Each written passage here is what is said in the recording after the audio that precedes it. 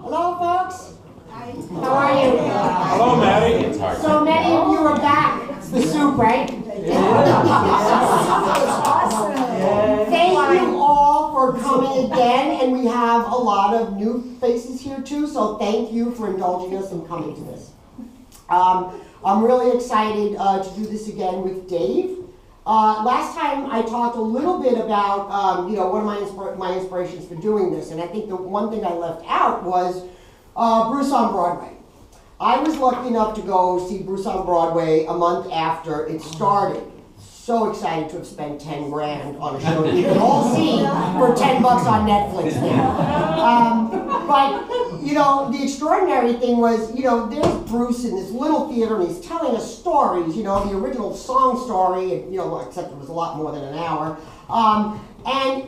Part of my brain is in shock and awe. I went with Margie Harris, some of you know. She took me to my first Bruce concert here in LA. So it was really exciting. And then during the show, I'm in awe, and then part of the other voice in my head's going, you can do that. Dave Tokaji would be great for a show like that. Andy will need a little coaxing, and we can get him.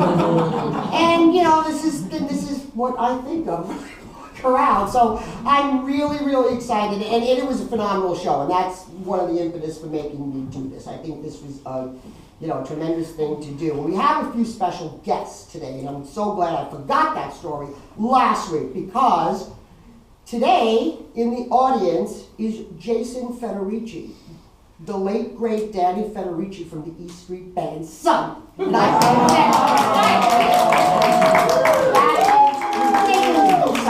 And he's with his girlfriend, the lovely Georgia Berkovich, who does an amazing, amazing job with the Midnight Mission. Our job isn't to feed the homeless, she feeds their soul by bringing music and art and comedy to them, and it's extraordinary what she does. And when she emailed me a month ago saying, I want to come to your show, I was like, oh my God. I have been to 3 of hers, about 4 or 5 years, and I'll tell you this quick story because it's my favorite Chuck and Ada story. Georgia would like to know who you are, Chuck, so raise your hand so she knows. We went to one of the very first ones 5 years ago. It's a Thursday afternoon at 1 o'clock, and it was the Tracker show. And the Trackers were playing one of the first. And I didn't know most of you, and Chuck I had seen a few months, and whatever. So I go and I sit next to Chuck. And the Trackers are setting up, and Chuck turns to me and goes, so, you think they're going to feed us? And I said, yeah, if you lose your apartment in the next 10 minutes, what is wrong with you? I laughed through that whole show, so I'll never forget that. That's my favorite Chuck story ever. Now, we're here today because, Dave, I have to say, when I called Dave and asked him if he would do this, he was so excited. He said, oh my God, he said, I've been wanting to do something like this for a couple of years. I didn't think there'd be a forum. I said, if you do it, I will make a forum. And that's what you all are. I met Dave, I know, so many of you know Dave is the great father, 2 little kids, outstanding employee, but to me, Dave will always be the 20-something that I met at the first Dylan party out in the backyard.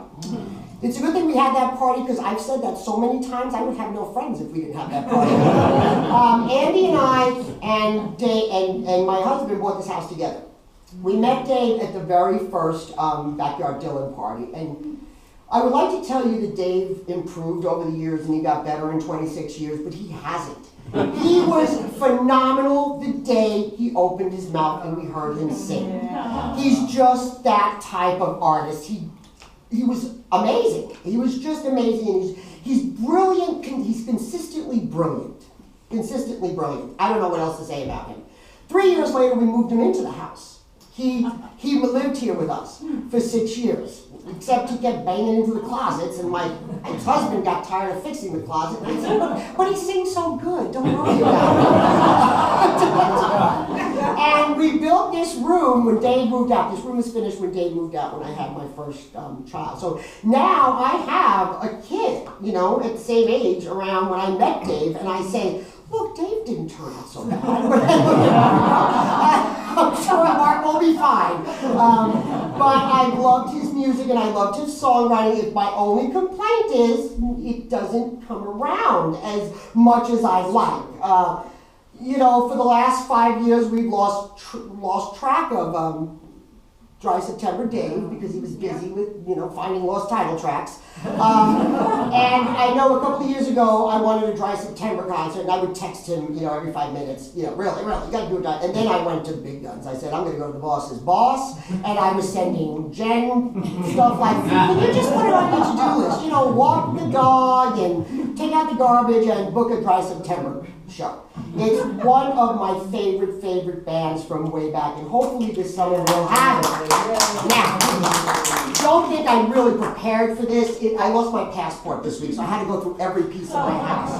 I thought I would show you what Dry September originally looked like before Andy and Russell got rid of these guys. And became the Dry September band. So I bring that and show you guys. And this, I'm almost up to getting a Dave CD. I haven't gotten quite that far yet. But you guys can. We will have Dry September CDs after the show. And Dave's original band, the Grundy Birds, he got back together with them this year and put together a new CD. So he's got new music, and one of the songs about Walt Whitman is just phenomenal. Anyway, this is a 3-song demo that I used to send out to the record companies back then. And Darlene, I wish I would have known you. You're a couple of decades too late.